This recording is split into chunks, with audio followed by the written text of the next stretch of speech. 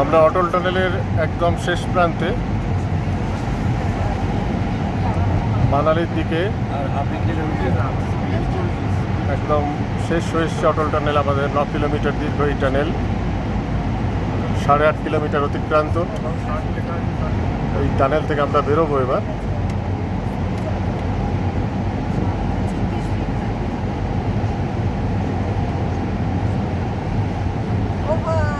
এই বেরিয়ে গেলাম।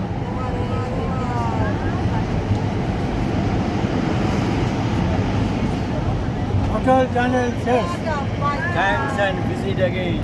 এদিকে সম্পূর্ণ অন্য ধরনের প্রকৃতি। অটল টানেলের ওপাশে আমাদের খুব কম গাছ দেখতে পাচ্ছিলাম, আর এপাশে দেখতে পাচ্ছেন গাছে ভরা শস্য শ্যামলা প্রকৃতি।